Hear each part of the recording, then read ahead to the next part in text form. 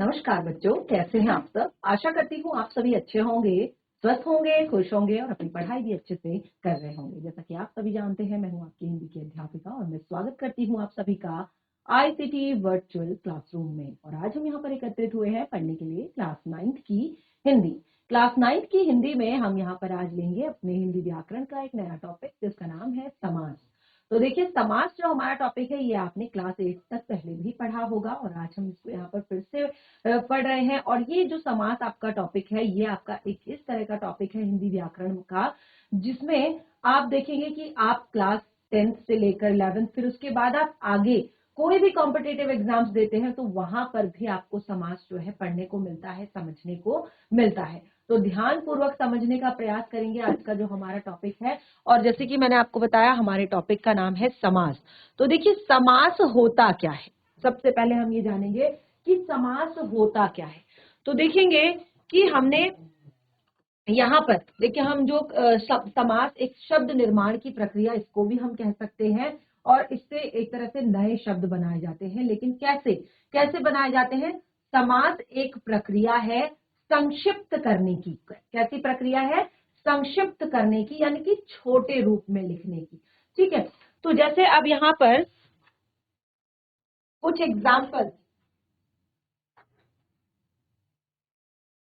Examples हम यहाँ पर क्लियर करेंगे समास से रिलेटेड। तो जैसे हमने कहा, हवन पूजा के लिए हवन सामग्री की आवश्यकता होती है। ठीक है, अब यहाँ पर देखिए, पूजा के लिए हवन सामग्री की आवश्यकता होती है। उसके बाद हमने कहा, रमेश शाम तक चारपाई पर बैठा रहा। माता पिता का सदैव आदर करना चाहिए। अब देखिए, कुछ शब्द यहाँ पर रेखांकित किए गए हैं। ध्यान से देखिएगा कि कुछ शब्दों को यहाँ पर रेखांकित किया गया है।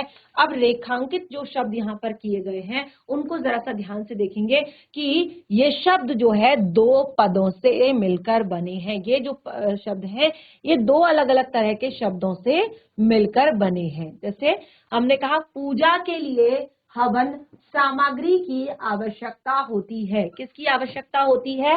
हवन सामग्री। दो शब्द हो गए। रमेश शाम तक चार पाई, ठीक है, पर बैठा रहा। माता पिता का सदैव आदर करना चाहिए।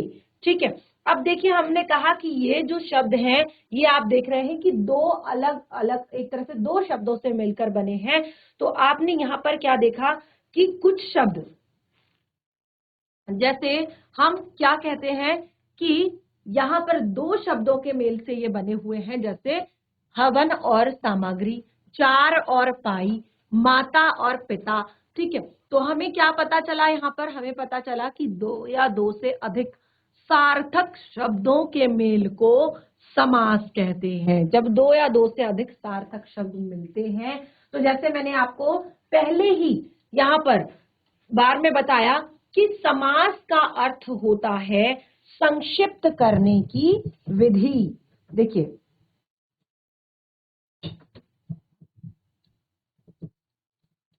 यहां पर समास के बारे में जानेंगे हम। देखिए, हमारा टॉपिक है समास। ठीक है, पहले हम इस तरह से समझेंगे। तो समास को मैंने यहां पर क्या कहा?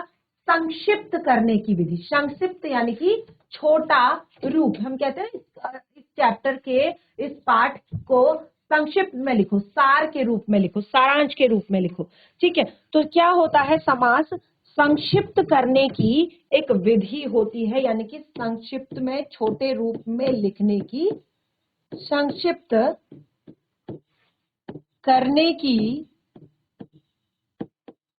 विधि, यानी कि छोटे रूप में लिखना, संक्षिप्त करना। ठीक है, जैसे हमने क्या कहा कि कोई भी शब्द, जैसे हमने कहा हवन करने के लिए क्या चाहिए होती है? हवन सामग्री। ठीक है, तो इसको हम कैसे, जैसे यहां पर लिखा हुआ हवन के लिए सामग्री, हवन के लिए सामग्री। तो उसको छोटे रूप में हम कैसे लिखेंगे? हवन सामग्री। कैसे लिखेंगे? हवन सामग्री। इसी तरह से राजा का महल, क्या लिखेंगे? राज महल। ठीक है। इसी तरह से घोड़े पर सवार, तो क्या लिखेंगे? घुड़ सवार। ठीक है। तो ये हमने क्या कहा? ये क्या है? संक्षिप्त करने की विधि है, यानी कि छोटे रूप में लिखने की विधि है।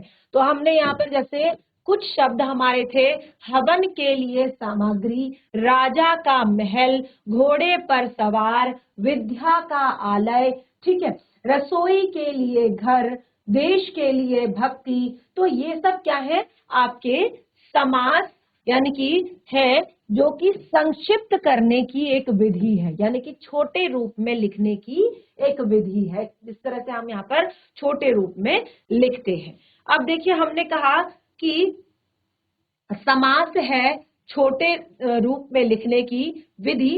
अब देखिए हमारा जो नया शब्द बना, ठीक है, अब यहाँ पर एक चीज आती है, यहाँ पर समस्त पद। ठीक है, समस्त पद या इसको सामासिक पद भी कहते हैं। ठीक है, इसको सामासिक पद भी कहते हैं, समस्त पद या सामासिक पद भी इसको कहते हैं। तो देखिए, जो समास की प्रक्रिया के दौरान, समास क्या है? संक्षिप्त करने की प्रक्रिया है। तो समास की प्रक्रिया के दौरान बना शब्द, ठीक है, समास भी क्या है? एक शब्द निर्माण की प्रक्रिया है। जिस तरह से उपसर्ग शब्द निर्माण की प्रक्रिया है, प्रत्यय एक शब्द निर्माण की प्रक्रिया है, तो इसी तरह से समास भी आपके एक शब्द निर्माण की प्रक्रिया है। तो हमने क्या कहा कि समास की प्रक्रिया के दौरान बना शब्द क्या कहलाता है? समस्त पद कहलाता है। समस्त पद कहलाता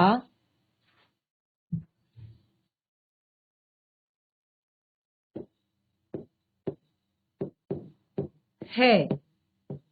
ठीक है, अब देखिए कैसे, जैसे हमने कहा देश के लिए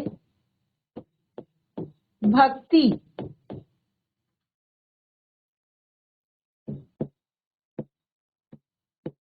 तो क्या बना? देशभक्ति। ठीक है, शब्द क्या बना हमारा? देश के लिए भक्ति, देशभक्ति। तो हमारा ये जो शब्द है, ये क्या है? समस्त पद है या सामासिक पद है, क्योंकि ये किससे बना है? ये समासीकरण की प्रक्रिया से बना है, ये समास की प्रक्रिया से बना है। ठीक है, तो दो चीजें अभी तक क्लियर हुई कि एक होता है समास और दूसरा है समस्त पद।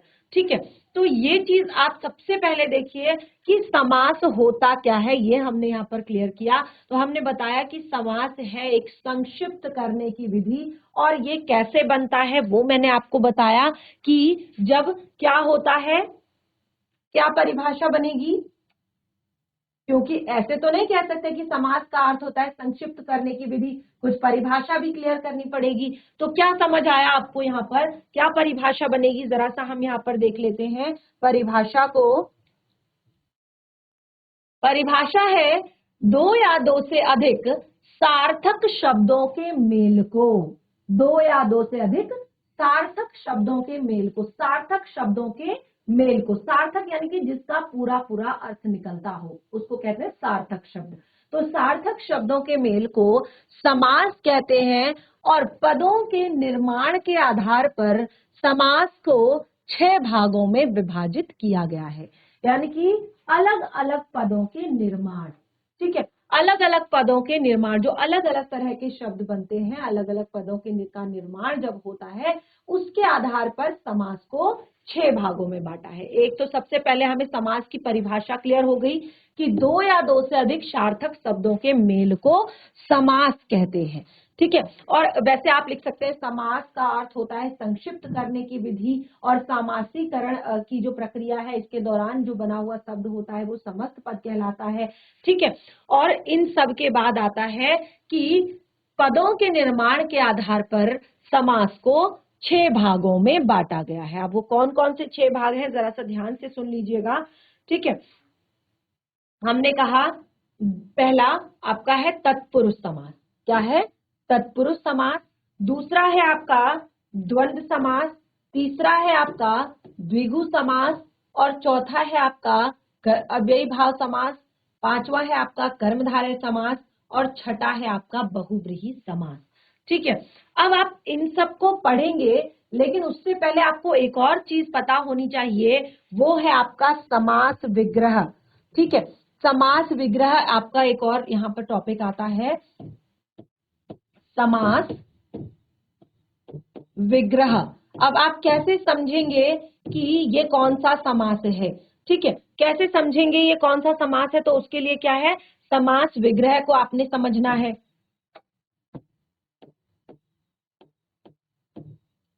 ठीक है, तो समास विग्रह क्या होता है कि समस्त पदों को अलग अलग करना, समस्त पदों को अलग अलग करना समास विग्रह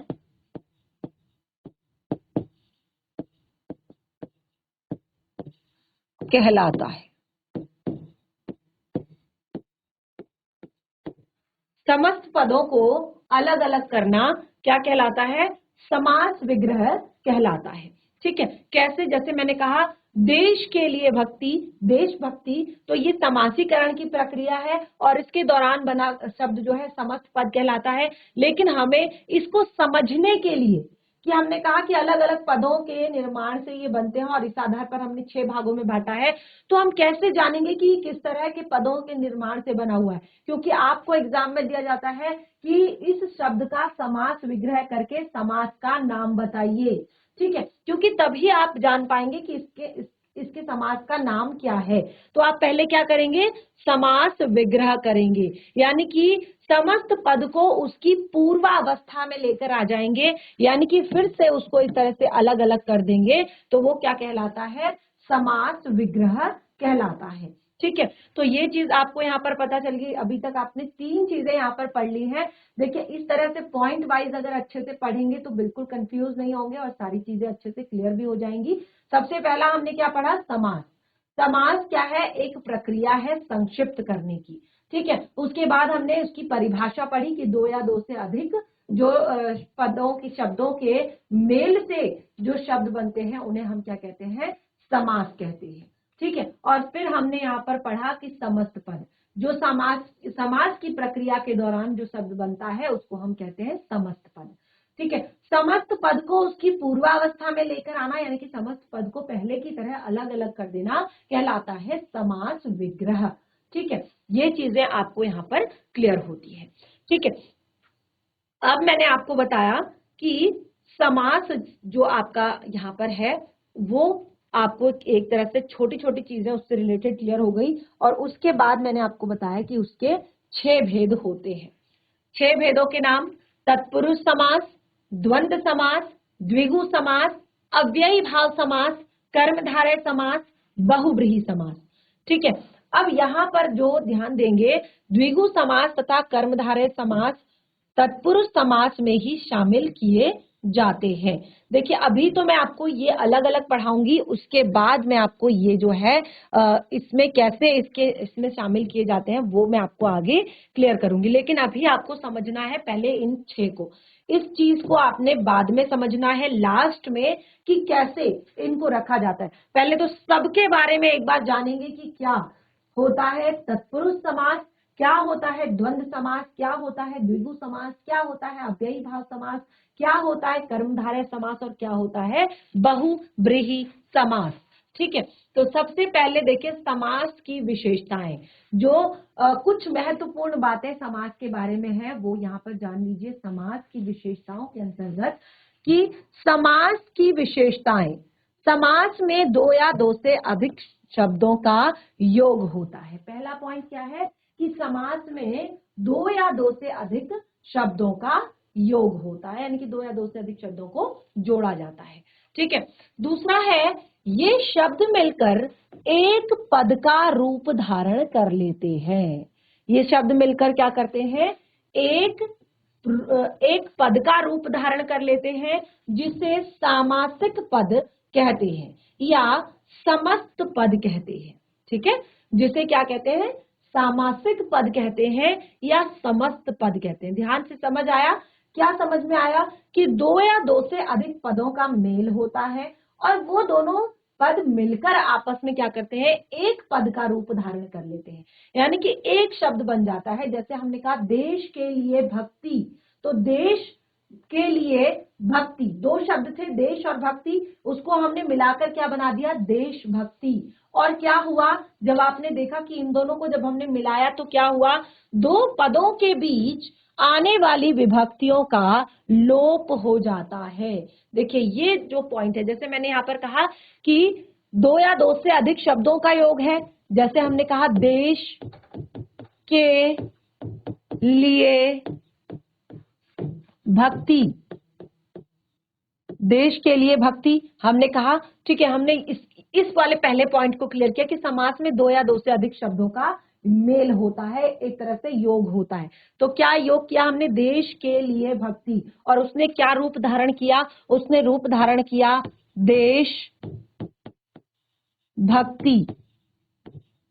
ठीक है, एक पद बन गया। और फिर क्या हुआ, लेकिन कैसे बना एक पद, क्योंकि उनके बीच आने वाली विभक्तियों का लोप हो जाता है। आप देख सकते हैं के लिए हट चुका है, यानी कि जो बीच में आती हैं विभक्तियां, इनको क्या कहते हैं, हम विभक्तियां कहते हैं। जैसे कर्म कारक की विभक्ति, कर्ता कारक की विभक्ति, करण कारक की विभक्ति, संप्रदान कारक की विभक्ति, अपादान कारक की विभक्ति, अधिकरण कारक की विभक्ति, संबंध कारक की विभक्ति। तो इतनी सारी विभक्तियां होती हैं, सारी मैंने आपको अच्छे से कराई है। कारक आपका पूरा टॉपिक मैंने बहुत अच्छे से यहाँ पर क्लियर किया है।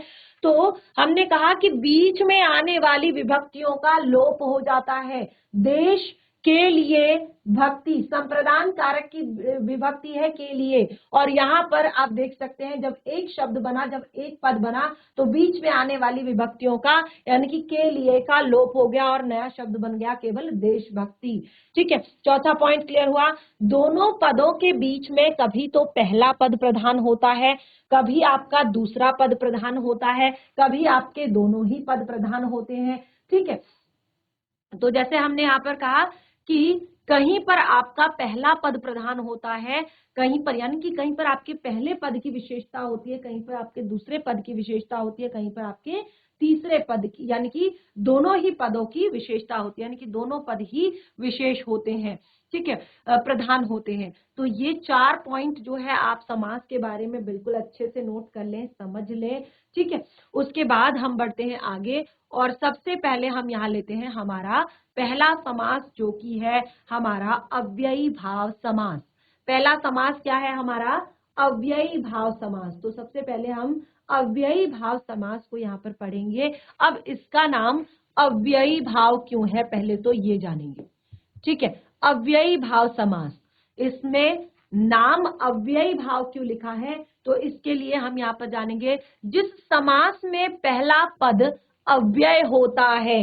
अव्यय क्या होता है, अव्यय होता है तो कह दिया, लेकिन अव्यय क्या होता है, अव्यय होता है अविकारी शब्द, या अव्यय को ही हम अव्यय शब्द भी कहते हैं, अविकारी को ही।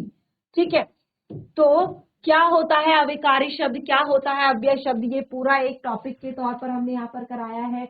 तो देखिए हमने कहा कि जिस समास में पहला पद अव्यय होता है उसे अव्ययी भाव समास कहते हैं। जिस समास में पहला पद अव्यय होता है उसे अव्ययी भाव समास कहते हैं और इसका हमेशा पहला पद प्रधान होता है। ठीक है, इसका हमेशा प्रथम पद प्रधान होता है। अब देखिए, जब मैंने कहा कि हर एक समास की जो है अपनी अलग अलग विशेषताएं होंगी, जिसके कारण ही उन्हें 6 भागों में बांटा गया है, क्योंकि उन सब की क्या है, अपनी अलग अलग विशेषताएं हैं। अव्ययी भाव समास की विशेषता है कि उसका पूर्व पद यानी कि पहला पद जो है अव्यय होता है। अव्यय यानी कि अविकारी, अविकारी यानी कि जिसमें कोई विकार उत्पन्न ना हो, लिंग के आधार पर, वचन के आधार पर, काल के आधार पर और पुरुष के आधार पर। विकार यानी कि कोई परिवर्तन नहीं होता कभी भी, लिंग के आधार पर, पुरुष के आधार पर, वचन के आधार पर, काल के आधार पर। ठीक है, तो उसको हम कहते हैं अविकारी, जो बिल्कुल भी परिवर्तित नहीं होते। ठीक है, अब यहां पर देखिए, शब्द है हमारा, पहला पद प्रधान होता है यथा शक्ति। यथा शब्द जो है वो क्या है, आपका अव्यय है। यथा शब्द क्या है, आपका अव्यय है। प्रति वर्ष, प्रति अर्थात प्रत्येक। ठीक है, प्रति अर्थात प्रत्येक, प्रत्येक शब्द क्या है, आपका अव्यय है। ठीक है, तो इसी तरह से इसमें भी और बहुत सारे एग्जाम्पल्स आपको यहां पर मैं क्लियर करूंगी। जैसे हमने, फिर से समझ लीजिए, पहला जो भेद है समास का वो है अव्ययी भाव समास। अव्ययी भाव समास को अव्ययी भाव समास क्यों कहते हैं, क्योंकि इसका प्रथम पद जो होता है। अब देखिए, एक चीज और यहाँ पर समझ लीजिए, पूर्व पद और उत्तर पद। ठीक है, इसलिए आपको ये चीजें आगे क्लियर हो जाएंगी अच्छे से। यहाँ पर समझ लीजिए, पूर्व पद और उत्तर पद। कोई भी समस्त पद जो होता है, पद जो होता है वो दो पदों से मिलकर बना होता है। ठीक है, वो दो पदों से मिलकर बना होता है। एक को हम कहते हैं पूर्व पद और एक को हम कहते हैं उत्तर पद। ठीक है, एक को हम कहते हैं पूर्व पद और एक को हम कहते हैं उत्तर पद। अब देखिए यहां पर,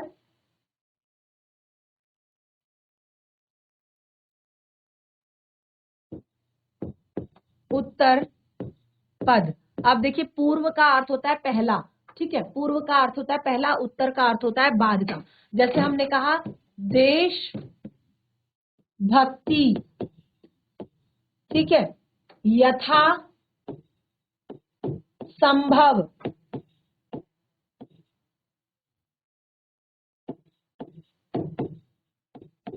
ठीक है, यथा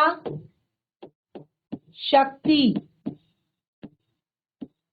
ठीक है, जैसे आ जन्म। ठीक है, तो यहां पर आप देखेंगे कि समस्त पद जो है वो दो पदों से मिलकर बना होता है। ठीक है, तो हमने एक बता दिया आपको पूर्व पद और एक क्लियर किया उत्तर पद। ठीक है, अब यहाँ पर कंफ्यूज मत होइएगा। जैसे मैंने बताया कि इन समासों में अलग अलग तरह के जो समास होते हैं, किसी में आपका पूर्व पद प्रधान होता है, किसी में आपका उत्तर पद प्रधान होता है, किसी में आपके दोनों पद प्रधान होते हैं। अगर हम यहाँ पर शब्द लिखे माता पिता, ठीक है, माता पिता, तो दोनों ही पद आपके प्रधान हैं। ठीक है, तो कहीं पर पूर्व पद प्रधान होता है, कहीं पर उत्तर पद प्रधान होता है और कहीं पर दोनों ही पद प्रधान होते हैं। ठीक है, तो ये है समस्त पद। अब यहाँ पर ये मत कहिएगा कि पूर्व पद क्या होता है। ठीक है, ये भी चीजें यहाँ पर क्लियर मैंने कर दी। तो हमने कहा कि जिस समास में पहला पद अव्यय होता है और उसे अव्ययी भाव समास कहते हैं और इसका पहला पद प्रधान होता है। पहला पद अव्यय भी होता है और पहला पद प्रधान भी होता है। जैसे हमने यहाँ पर कहा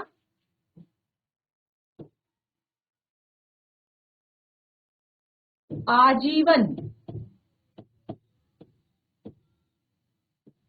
ठीक है, आजीवन क्या लिखेंगे इसका, जीवन पर्यंत।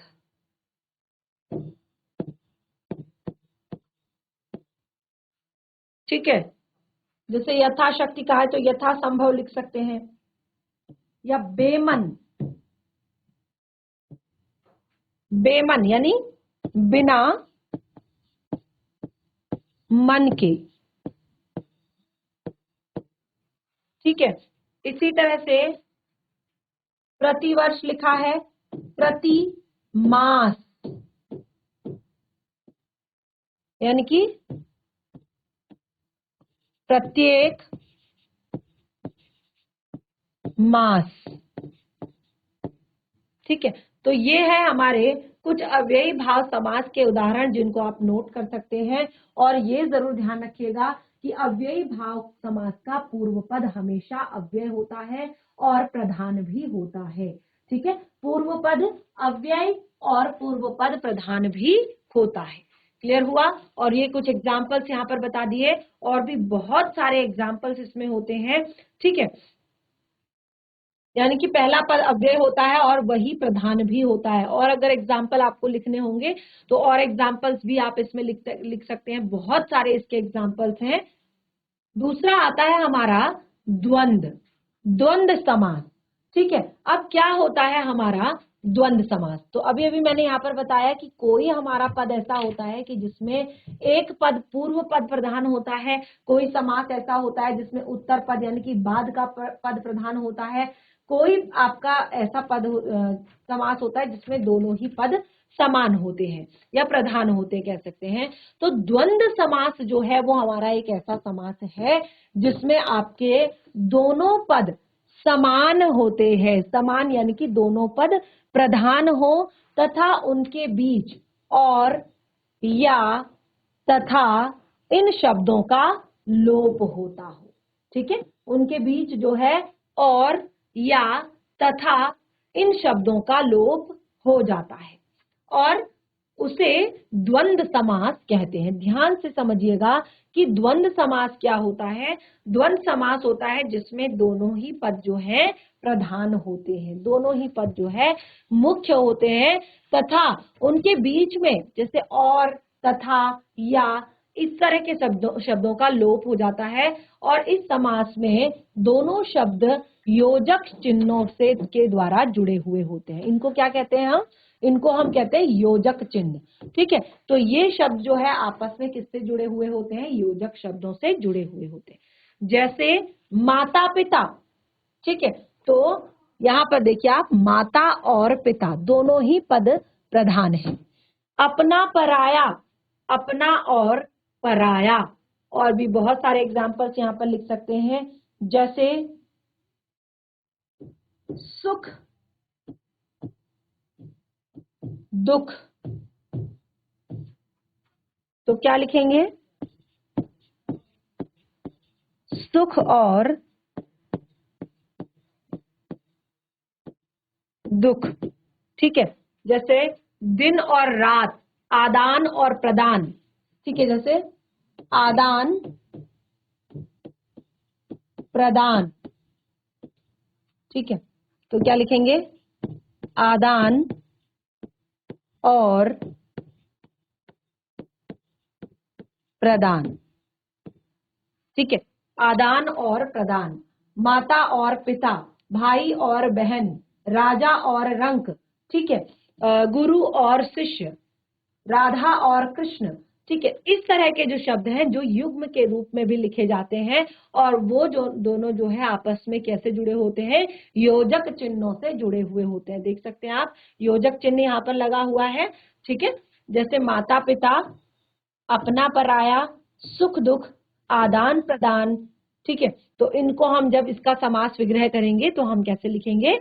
जो यहाँ पर लिखा हुआ है।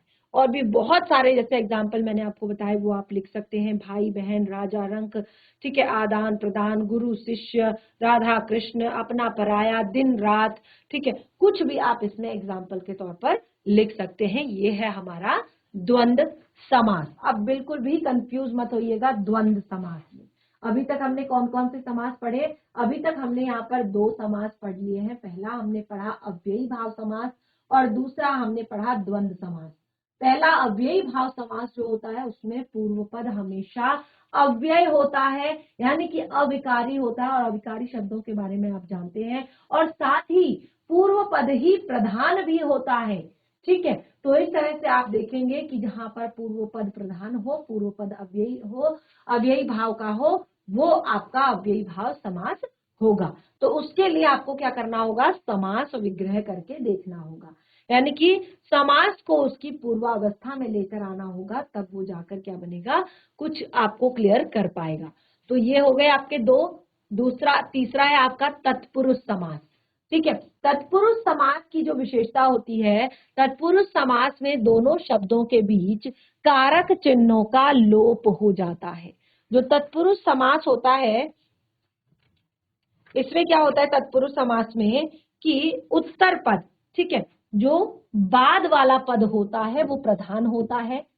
ठीक है, बाद वाला, उत्तर का अर्थ होता है बाद वाला, ये मैंने क्लियर किया है, वो प्रधान होता है, और उनके बीच आए हुए कारक चिन्हों का लोप हो जाता है। जो भी कारक चिन्ह उनके बीच में, चाहे के है, चाहे के लिए है, ठीक है, चाहे से है, कोई भी कारक चिन्ह हो उसका लोप हो जाता है। कारक चिन्हों के आधार पर, क्योंकि हमारे जो कारक चिन्ह है वो मैंने आपको कितने टाइप के बताए हैं, 7 प्रकार के। कौन कौन से, कर्ता कारक, कर्म कारक, करण कारक, संप्रदान कारक, अपादान कारक, संबंध कारक, अधिकरण कारक। ठीक है, तो ये क्या है, टोटल हमने 7-8 प्रकार के जो है यहाँ पर कारक चिन्ह पढ़े हैं। इसीलिए क्योंकि यहाँ पर कारक चिन्हों का लोप हो जाता है, बीच में आने वाली विभक्तियों का लोप हो जाता है, इसीलिए हमने इस तत्पुरुष समास को भी 8 भागों में या 7 भागों में जो है बांटा है। किसके आधार पर, उसकी जो जिन विभक्तियों का लोप उसमें होता है उसके आधार पर उनको हमने 6 या 7 या 8 भागों में बांटा है। तो देखिए हमने क्या यहाँ पर लिखा हुआ भी है कि जिन चिन्हों के आधार पर, कारक चिन्हों के आधार पर तत्पुरुष समास के विभिन्न भेद किए जाते हैं, जैसे स्वर्ग को प्राप्त, यहाँ कर्म कारक का जो है को का लोप हुआ है, तो इसे कर्म तत्पुरुष कहेंगे। इसी प्रकार युद्ध भूमि, युद्ध के लिए भूमि, के लिए जो है वो संप्रदान कारक की विभक्ति है, इसीलिए इसको संप्रदान का तत्पुरुष कहेंगे। ठीक है, अकाल पीड़ित, अकाल से पीड़ित, डिब्बा बंद, डिब्बे में बंद, मैं और पर अधिकरण कारक, तो वो अधिकरण कारक की विभक्ति का लोप हो रहा है। ठीक है, अकाल से पीड़ित, ठीक है, तो अकाल से पीड़ित ये आपका करण कारक में आएगा। ठीक है, से जो है करण कारक की विभक्ति है। ठीक है, तो ये आपका तत्पुरुष समास की परिभाषा यहाँ पर क्लियर हुई। तत्पुरुष समास आपको इतनी आसानी से क्लियर नहीं होगा, क्योंकि तत्पुरुष समास के आपको आगे जो है 6-7 भेद और पढ़ने हैं, तभी आपको वो बहुत अच्छे से क्लियर होगा। लेकिन इतना जरूर क्लियर हो गया है कि तत्पुरुष समास में क्या होता है, बीच में आने वाली विभक्तियों का या कारक चिन्हों का लोप हो जाता है, और उसमें उत्तर पद यानी कि हमेशा बाद का पद प्रधान होता है। और यहाँ पर मैंने आपको बताया कि अलग अलग कारक की चिन्ह के अलग अलग विभक्तियां होती हैं। ठीक है, चलिए आगे बढ़ते हैं। सबसे पहला आता है इसमें कर्मधारय समास। जो आपका तत्पुरुष समास है उसका पहला भेद आपका आता है कर्मधारय समास। तो इस समास में, इस समास का एक पद विशेषण तथा दूसरा विशेष्य होता है। इसमें क्या होता है, एक पद विशेषण तथा दूसरा विशेष्य होता है, और एक पद उपमेय तथा दूसरा पद उपमान होता है। ठीक है, यहां पर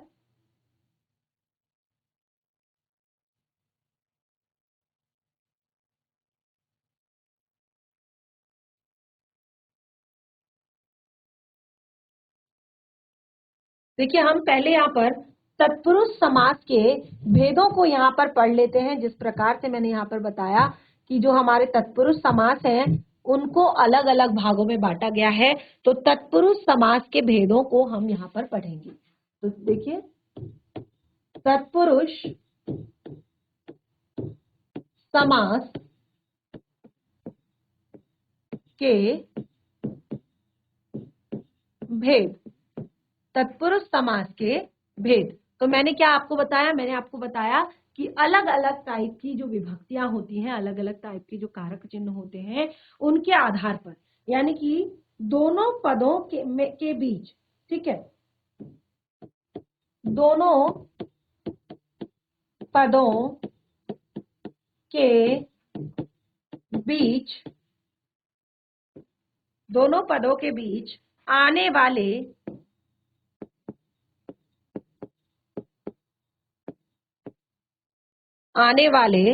परसर्गों,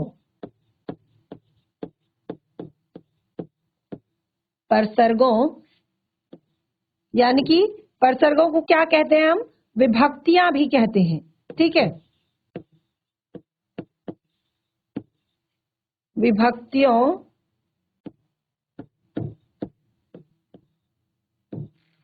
के अनुसार, किसके अनुसार, जो दोनों पदों के बीच में विभक्तियां आती हैं उसके अनुसार तत्पुरुष समास को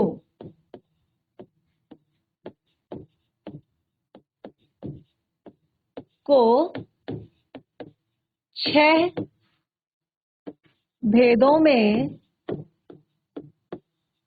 बांटा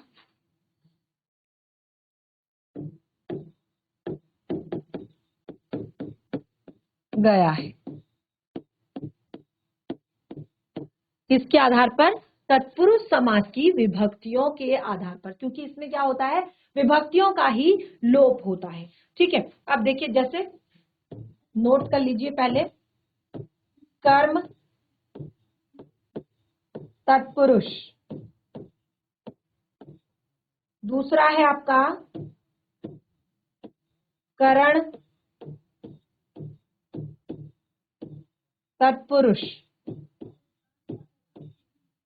तीसरा है आपका संप्रदान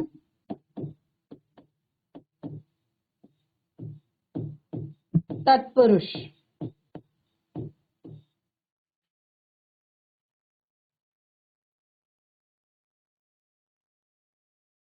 चौथा है आपका अपादान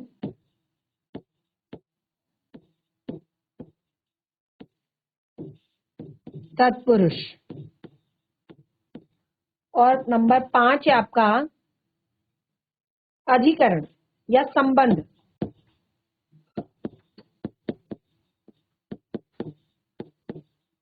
तत्पुरुष, और नंबर 6 है आपका अधिकरण तत्पुरुष। अब इसके लिए आपको देखिए, पूरी की पूरी व्याकरण जो होती है ना, वो इंटर रिलेटेड होती है, पूरी की पूरी व्याकरण, यानी कि आप जहां पर भी जिस तरह से आप चीजों को पढ़ते हैं, आपको वो आगे कहीं ना कहीं जो है आपके काम आती है। तो जैसे हमने कहा, हमने कारक चिन्ह पढ़े थे, तो कारक चिन्हों को पढ़ते वक्त हमने यहाँ पर क्या देखा था, हमने देखा अलग अलग तरह के हमारी जो अलग अलग तरह के हमारे कारक चिन्ह है, उनके बारे में हमने यहाँ पर जाना, ठीक है।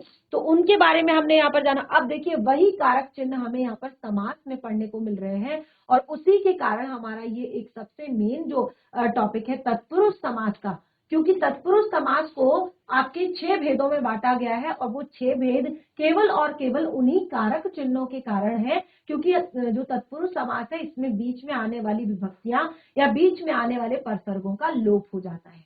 तो जहां पर करण कारक की विभक्ति का लोप होगा, वहां पर करण तत्पुरुष, जहां पर कर्म कारक की विभक्ति होगा, वहां पर कर्म तत्पुरुष, जहां पर संप्रदान कारक की विभक्ति का लोप होगा, वो संप्रदान तत्पुरुष, जहां पर अधिकरण कारक की विभक्ति का लोप होगा, वो अधिकरण तत्पुरुष, और जहां पर संबंध कारक की विभक्ति का लोप होगा, वहां पर संबंध तत्पुरुष।